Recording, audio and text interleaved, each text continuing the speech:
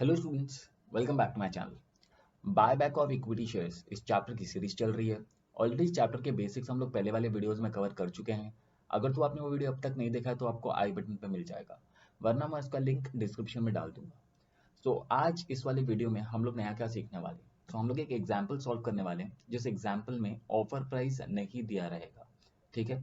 And उसके साथ साथ प्रोसीड्स ऑफ न्यू इशू, ये एक टर्म है जो कि बहुत रेयरली समझ में आता है, बट हो सकता है ऐसा सम भी लोग पूछ ले, तो हम लोग प्रैक्टिस करने के लिए इसको भी सॉल्व कर देते हैं, ठीक है।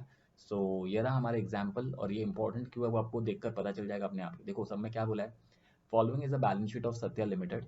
बैलेंस शीट से अपना कोई लेना देना नहीं है। नीचे क्या बोला है, the company decided to buy back, इससे पता चलता है बाय बैक का सम है।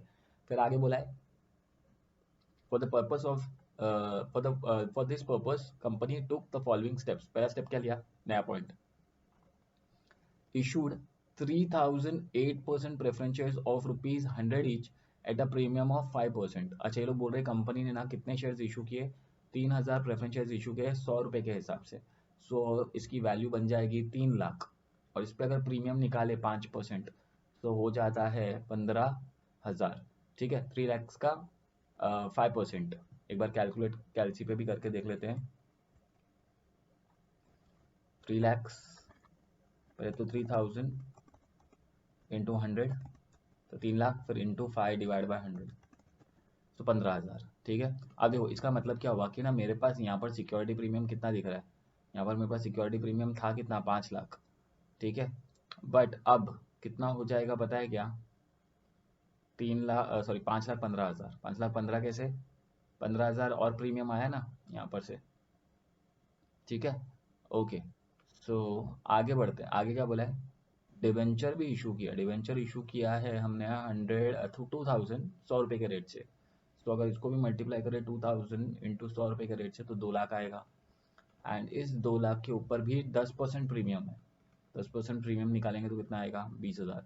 इसका मतलब ये 15 और ये 20, टोटल 35,000 प्रीमियम एक्स्ट्रा आया हुआ है, ठीक है।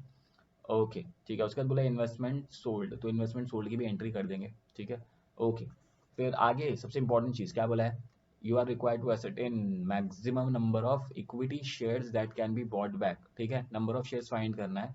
एंड आगे एक और एक चीज़ बोला है, मैक्सिमम प्राइस भी फाइंड करना है, वरना इसके पहले हम लोग जो भी एग्जाम्पल करते थे ना उसमें ऑफर प्राइस पहले से दे देते थे।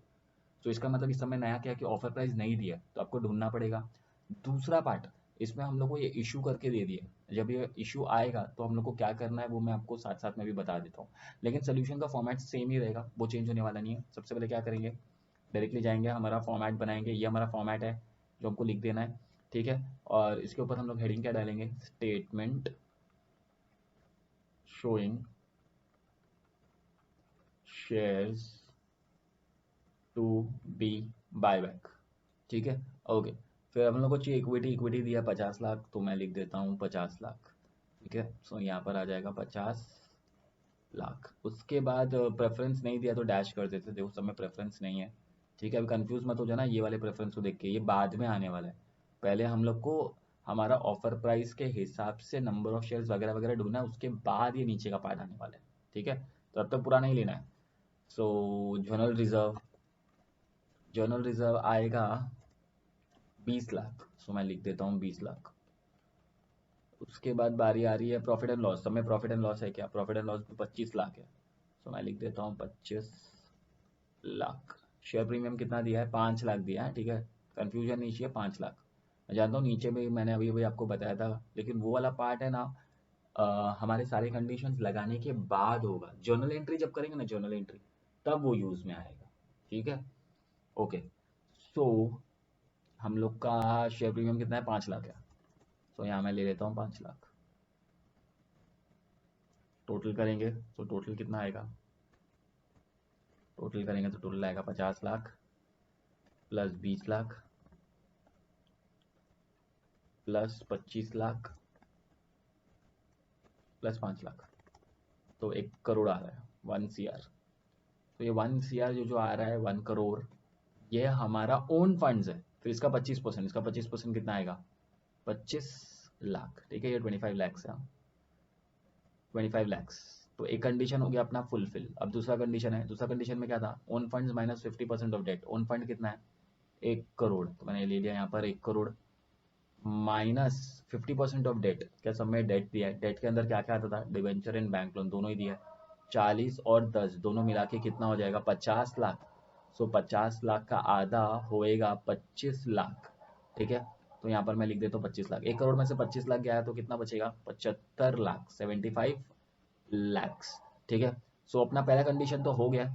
उसके बाद दूसरा कंडीशन भी हमने कर दिया है। अब बारी आती है थर्ड कंडीशन की। अगर सपोज, ठीक हो, अगर मैं सपोज थर्ड कंडीशन सॉल्व करने जाऊँ तो थर्ड कंडीशन का आंसर पहले कैसे निकालेंगे? 25% of equity share capital. So 25% of equity share capital कितना है? 50 लैक्स। 50 लैक्स का 25% निकालना पड़ेगा। उसको डिवाइड करना पड़ेगा फेस वैल्यू से 100 से 10 से। और ऑफर प्राइस तो है ही नहीं सम में, हमने पूरा सम रीड कर दिया। उल्टा ऑफर प्राइस तो हमको ढूंढने के लिए कहा गया था, तो इसका मतलब इसमें ऑफर प्राइस है नहीं। इसका मतलब हम लोग इसमें ये थर्ड कंडीशन सॉल्व ही नहीं कर सकते, है ना, क्योंकि ऑफर प्राइस है ही नहीं। अगर ऑफर प्राइस होगा तो सॉल्व करेंगे ना। बट अगर सपोज हम लोग विदाउट ऑफर प्राइस सॉल्व करें तो आंसर कितना आता है वो चेक करते हैं। पहले तो 50 लाख का 25%, 50 लाख इंटू 25 डिवाइड बाई 100, तो आ रहा है 12.5 lakh. 12.5 lakh divided by face value 10, तो ये हो जाएगा 1,25,000। अब ये जो 1,25,000 है ना, ये क्या रिप्रेजेंट करता है पता है? ये रिप्रेजेंट करते हैं नंबर ऑफ शेयर्स। क्या रिप्रेजेंट करते हैं? Number of shares. वैसे मैं आपको बता दूं ये टेबल यहीं पे खत्म हो गया। इसमें सिर्फ दो ही कंडीशन हम लोग यूज कर सकते थे, condition number 1, condition number 2। Condition number 3 apply नहीं कर सकते इसमें, बिकॉज इसमें ऑफर प्राइस दिया नहीं है। तो आप लोग को क्या याद रखना है कि जब भी सब लोग सम करेंगे, सम में अगर ऑफर प्राइस नहीं है तो हमारा जो टेबल है कंडीशन का उसमें सिर्फ दो ही आएगा, 1 एंड 2। थर्ड वाला कंडीशन नहीं आएगा। बट थर्ड वाला कंडीशन हम लोग सॉल्व करेंगे, बिकॉज थर्ड वाला कंडीशन लगा के जो आंसर आएगा उस आंसर को हम लोग क्या मान लेंगे? हमारा नंबर ऑफ शेयर्स। ठीक है, सो नंबर ऑफ शेयर्स हमको मिल चुका है 1,25,000। एंड अब हमको क्या करना है? ऑफर प्राइस का फॉर्मूला लगाना है। तो मैं आपको बताता हूँ ऑफर प्राइस का फॉर्मूला क्या है। ऑफर प्राइस का फॉर्मूला है least of 1 2 upon number of shares. तो लीस्ट ऑफ 1 2 ये रहा, दोनों में से कौन सा कम है? 25 लाख। तो जाते हैं सीधा लिख देते हैं ऊपर 25 लाख, नीचे कितना आएगा? 1,25,000। और अगर टोटल करे मतलब डिवाइड करके आंसर निकाले तो आ रहा है 25 लाख डिवाइड बाय 1,25,000 20। तो इसका मतलब देखो हम लोग को दोनों चीज़ मिल चुका है, 20 मिल चुका है। Offer price, number of shares तो पहले से हमने ढूंढ लिया था 1,25,000, तो बस नंबर ऑफ शेयर्स भी मिल गया, ऑफर प्राइस भी मिल गया, तो अपना आधा पार्ट तो खत्म हो गया। तो इसके आगे अब हम लोग को क्या करना है? जर्नल एंट्रीज करना है। ठीक है, मैंने आपको बताया था कि जर्नल एंट्रीज फिक्स्ड होती है। कौन कौन सी एंट्री फिक्स होती है वो भी मैंने आपको लिखवा दिया था।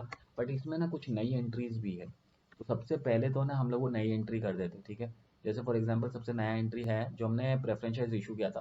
प्रेफरेंस शेयर इशू करेंगे ना तो पैसा हमारे पास आएगा, debit what comes in, cash bank account debit, और शेयर्स हमारे पास से जाएगा। कौन सा शेयर्स था? Preference share capital. अच्छा, कितने शेयर्स थे? 3,000। ठीक है, 3,000 शेयर से हम लोग इशू कर रहे थे 100 रुपये में। तो यहाँ पर आ रहा था 3 लाख, एंड इसमें प्रीमियम भी था, तो 2 शेयर प्रीमियम 5%, जो कि आ रहा है 15,000। तो इन दोनों को प्लस करके कैश बैंक के सामने लिख देंगे। इसका narration being preference share issued.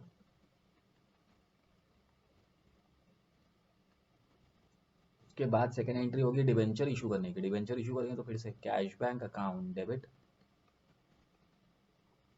फिर 2 डिवेंचर, क्योंकि डिवेंचर इस बार हमारे पास से जा रहा है, और 2 शेयर प्रीमियम या सिक्योरिटी प्रीमियम। सॉरी, डिवेंचर में सिक्योरिटी प्रीमियम आता है, शेयर प्रीमियम में सिक्योरिटीज प्रीमियम। अब अगेन 2,000 इंटू क्या करेंगे? 100, तो 2 लाख। एंड इसका 10% निकालेंगे तो आएगा 20,000। तो इसका मतलब यहाँ पर आने वाला है 2,20,000। ये एंट्री भी खत्म। इसका नरेशन क्या आएगा? Being debenture issued. इसका नरेशन मैं लिख देता हूँ being debenture issued, being debentures issued at premium, ऐसा भी डाल सकते हो। और थर्ड वाली एंट्री है, थर्ड वाली एंट्री में मैं आपको बता दूं, देखो ये रहा, हम लोग इसकी एंट्री कर रहे हैं, एक दो ये कर दे और ये कर रहे, ठीक है। सो अगर इसकी एंट्री करे तो इसमें बोला सोल्ड इन्वेस्टमेंट, 70% इन्वेस्टमेंट सोल्ड किए, तो यहाँ कितना दिया 50 लाख ना, लेकिन 50 लाख इन्वेस्टमेंट नहीं बेचा है, इसका 70% बेचा है। तो 50 लाख का तो पहले 70% करते हैं सबसे पहले, तो 50 लाख इंटू 70/100 तो आता है 35 लाख। 35 लाख का इन्वेस्टमेंट हमने बेचा है ना, तो मैं जाता हूँ यहाँ पर लिखता हूँ, बेचेंगे तो पैसा आएगा cash bank account debit to investment. Investment कितने का था 35 लाख का, और हमने बेचा है प्रॉफिट में, तो हमको 35 लाख तो मिलेगा ही, प्लस कितना प्रॉफिट मिलेगा 10%। कहाँ दिया 10%, ये रहा 10% प्रॉफिट में बेचा ना, तो कैश बैंक में 10% मिला के पैसा आएगा, तो 35 लाख प्लस 10% प्लस 10%, तो 38,50,000। तो अभी क्योंकि टैली नहीं हो रहा है, डिफरेंस आ रहा है, तो इधर हम लोग लिख देंगे पीएनएल अकाउंट, क्रेडिट साइड पे 3,50,000 का डिफरेंस आ रहा है, उसके लिए हम लोग क्या लिख देंगे प्रॉफिट एंड लॉस अकाउंट, ठीक है। इसका नरेशन क्या आएगा, बीइंग इन्वेस्टमेंट सोल्ड, ये हो गया एंट्री, तीनों एंट्री न्यू थी, तीनों एंट्री मैंने तो आप लोग को पहले जब कराया था तब नहीं दिखाया था, ठीक है। सो इसमें डिबेंचर इशू किया है, प्रेफरेंशियल इशू किया है, और इन्वेस्टमेंट को सेल किया है। सो ये सारी ही चीज़ों की एंट्री कर लेते हैं सबसे पहले तो, एंड देन फिर जो स्टैंडर्ड एंट्री, अभी हम लोग वो स्टैंडर्ड एंट्री में जा सकते हैं, बट आपको पता है ना स्टैंडर्ड एंट्री के लिए मैं एक वर्किंग नोट बनाता था, तो पहले हम लोग वो वर्किंग नोट बना लेते हैं, ठीक है। तो यहाँ पर मैं वो वर्किंग नोट बना देता हूँ। तो वो वर्किंग नोट कैसे बनेगा, सबसे पहले हम लोग लिखते थे इक्विटी शेयर कैपिटल, उसके नीचे क्या लिखते थे प्रीमियम ऑन बाय बैक। उसके बाद बारी आएगी टीसीआरआर, टीसीआरआर मतलब transfer to CRR, capital redemption में कितना ट्रांसफर करना है, तो हम लोग क्या करते थे equity share capital minus PNI, PNI होता है प्रोसीड्स ऑफ न्यू इशू, और फिर यहाँ पर लास्ट में आएगा पीबीपी रिटर्न ऑफ, ठीक है। ओके, अभी इसका अमाउंट कैसे मिलेगा, तो अभी इक्विटी का अमाउंट निकालने का भी तरीका था, फॉर्मूला है number of shares into face value, number of shares into face value, number of shares कितने थे 1,25,000 इनटू फेस वैल्यू कितना रहने वाला है 10, तो अमाउंट कितना आएगा 12.5 लाख। अच्छा, पीवीपी का अमाउंट कैसे मिलेगा, अगेन फिर से नंबर ऑफ शेयर सेम रहने वाले 1,25,000, 1,25,000 इंटू आगे का फॉर्मूला है offer price 20 minus face value, तो वापस से आंसर घूम फिर के कितना आ जाएगा 12.5 लाख। इसका मतलब हमारे सब में जो हम लोग बायबैक करें ना उसमें इक्विटी कितना है 12.5 लाख, पीबीपी भी कितना है 12.5 लाख, तो टोटल मिला के हमको इक्विटी शेयर होल्डर को पैसे कितने देने हैं 25 लाख, ये अपना टोटल है, ठीक है। 25 लाख रुपीज़ हमको चुकाना है, 25 लाख में से 12.5 लाख है अपना इक्विटी का, और 12.5 लाख है प्रीमियम ऑन बाय बैक का। अब हम लोग क्या करते थे याद है ना, इसको कहाँ लिख देंगे यहाँ पर, तो सीआरआर के सामने लिख देते 12.5 लाख। अच्छा, इसके पहले हमने जितने भी सम किया आज तक कभी भी उसमें ना प्रेफरेंस शेयर्स या इक्विटी शेयर्स इशू नहीं किया था, इसमें इशू किया है, ठीक है। तो कितना इशू किया ज़रा देख लेते हैं, हमने इशू किया था ये रहा 3,000, और वो भी कितने के रेट से 100 के रेट से। आपको हमेशा याद रखना है कि हम लोग है ना जब भी ये पीएनआई लेते हैं ना तो हमेशा 100 से मल्टीप्लाई करके ही लेंगे, तो इसका मतलब यहाँ पर कितना वैल्यू आने वाला है 3 लाख, 3,15,000 नहीं है, प्रीमियम वाला नहीं, इसमें प्रीमियम नहीं जुड़ता, ठीक है। सो इसका मतलब हमको पैसे की ज़रूरत है 9.5 लाख, तो हम लोग पहले जाएंगे किसके पास जनरल रिजर्व, दूसरा ऑप्शन कौन है पीएनएल, चेक करते हैं जनरल रिजर्व के पास इतने पैसे है क्या, जनरल रिजर्व में तो 20 लाख है और हमको कितना चाहिए सिर्फ 9 लाख, तो हम लोग जनरल रिजर्व से 9,50,000 ले लेंगे, और पीएनएल के सामने क्या कर देंगे डैश, पीएनएल के पास जाने की ज़रूरत नहीं है। अब बारी आती है पीबीपी की, पीबीपी में भी कितना आने वाला है 12.5 लाख, तो मैं यहाँ से यहाँ डाल देता हूँ पीबीपी 12.5 लाख। अब ये जो 12.5 लाख है ना, इसमें सबसे पहले अपन किसे जाएंगे शेयर प्रीमियम के पास, उसके बाद किसके पास जाएंगे पीएनएल के पास। पहले आपको चेक करना पड़ेगा सब में शेयर प्रीमियम दिया कितना है, आप सोच रहे होंगे सब में शेयर प्रीमियम 5 लाख दिया, नहीं, सब में 5,35,000 दिया, 35,000 वो कैसे सर, तो मैं आपको बता दूं कि जब हमने एंट्री किए थे देखो 2 बार शेयर प्रीमियम आया था और क्रेडिट हुआ था दोनों बार, पहले 15,000 क्रेडिट हुआ और यहाँ पर और क्रेडिट हुआ 20,000, तो इसका मतलब 35,000 क्रेडिट हुआ है, तो शेयर प्रीमियम 5 लाख नहीं है 5,35,000 है, ठीक है। सो अब हम लोग क्या कर सकते हैं पता है, पहले तो चेक कर लेते हैं एक बार फिर से, देखो यहाँ पर दिया कितना, 5 लाख, राइट? 5 लाख नहीं है, 5,35,000 है। तो मैं यहाँ पर डालूंगा जर्नल एंट्री में, जब हम लोग करेंगे टेबल के अंदर, कहाँ गया, हाँ ये रहा। तो यहाँ मैं जाके लिख देता हूँ 5,35,000, ठीक है? तो आपको ये जब भी इशू होगा ना, तो ये वाला एंट्री करना ही पड़ेगा, ठीक है? ओके। एंड बचा हुआ अमाउंट पीएनएल में से ले लेंगे। अपने को कितना चाहिए था, 12.5 लाख, 12.5 लाख। तो 12,50,000 माइनस 5,35,000, तो बच गया 7,15,000। ये कौन प्रोवाइड करेगा, पीएनएल प्रोवाइड करेगा। तो यहाँ पर लिख देते हैं 7,15,000 और अपना वर्किंग नोट कंप्लीट। अब क्या करना है, अब सिर्फ जर्नल एंट्री पास करनी है, और वो भी स्टैंडर्ड जर्नल एंट्री जो मैंने आपको पहले से ही लिखवा के रख दी है, ठीक है? तो चलिए डायरेक्टली जाते हैं जर्नल एंट्री के अंदर। और हमारा जर्नल एंट्री जो फिक्स्ड वाला है, उसमें देखो ये दो एंट्री तो इसमें है नहीं, कॉल वाला जो मैंने पिछली बार आपको कराया था, सीधा यहाँ से स्टार्ट होगा। जनरल रिजर्व अकाउंट है, बट पीएनएल नहीं है, तो पीएनएल लिखने की भी ज़रूरत नहीं है। लिख दिया है तो उसके सामने क्या हो जाएगा, डैश। जनरल रिजर्व के सामने कितना आएगा अमाउंट, जनरल रिजर्व से हमने कितना अमाउंट लिया है, जाके वर्किंग नोट में चेक कर लेते हैं, 9,50,000 ये रहा। तो जनरल एंट्री बनेगी, general reserve account debit 9.5 lakh, और यहाँ पर भी 9.5 लाख। ये हो गया खत्म। उसके बाद बारी आती है फोर्थ वाली एंट्री, अमाउंट पेबल की। ये तो मेरा फेवरेट एंट्री, बिकॉज ये बहुत ही ईजी है। इसमें हम लोग को क्या करना है, डायरेक्टली कॉपी पेस्ट करना है। कहाँ से, यहाँ से। देखो ये रहा, इक्विटी के सामने कितना, 12.5 लाख, प्रीमियम के सामने 12.5 लाख, टोटल के सामने 25 लाख। तो हम लोग यहाँ पर जाएंगे एंड यहाँ पर लिखेंगे 12.5 लाख, नीचे भी 12.5 लाख, दोनों मिला के कितना हो जाएगा, 25 लाख। इसका नरेशन बीइंग अमाउंट पेबल। ये स्टैंडर्ड एंट्रीज है, ये हम लोग ऑलरेडी पहले वाले वीडियो में कवर कर चुके हैं। अगर तो आपको कोई कंफ्यूजन हो रहा है तो पहले आप वो वाला वीडियो देखना, फिर ये देखना, ताकि आपको ज़्यादा स्मूथ लगे वीडियो, ठीक है? ओके, ये तो हो गया। अब बारी आती है हमारे सिक्योरिटी प्रीमियम वाली बात की। तो इसके लिए हम लोग को फिर से वर्किंग नोट में देखना पड़ेगा। तो वर्किंग नोट में जाते हैं, वर्किंग नोट में जाए तो ये रहा हमारा प्रीमियम का बाट, ये रहा। शेयर प्रीमियम के सामने 5,35,000 और 7,15,000।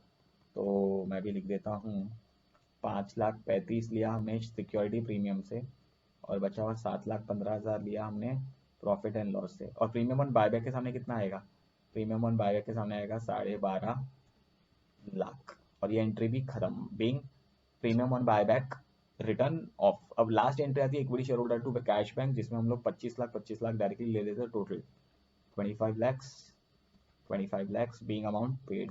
अमाउंट कहाँ से मिला, ये 25 लाख, ये हो ये रहा। इधर इक्विटी शेयर होल्डर के सामने कितना है, 25 लाख ना, तो वहाँ नीचे भी कितना आएगा, 25 लाख। और तो कोई एंट्री है नहीं, बस इतनी एंट्री करनी है। सिर्फ इसमें डिफरेंस क्या था, मैं आपको फिर से एक बार बता दूं, ये पीएनआई का पार्ट है ना, प्रोसीड्स ऑफ न्यू इशू। अगर तो ये नहीं होता तो हम लोग जनरल रिजर्व से कितना लेने वाले थे पता है, 12.5 लाख लेने वाले थे। लेकिन क्योंकि सबने बोला कि हमने इक्विटी शेयर इशू किया, तो उतना हमें सीआरआर में ट्रांसफर करने की ज़रूरत नहीं पड़ती है, ठीक है? तो याद रखना, जो भी हमारा सीआरआर में ट्रांसफर करने वाला अमाउंट रहेगा, उसमें से प्रोसीड्स ऑफ न्यू इशू है तो वो माइनस कर देते हैं, ठीक है? तो चलिए फिर इस वीडियो में इतना ही। अगर आपको वीडियो पसंद आया तो आपको पता है क्या करना है, लाइक करो, सब्सक्राइब करो, शेयर करो,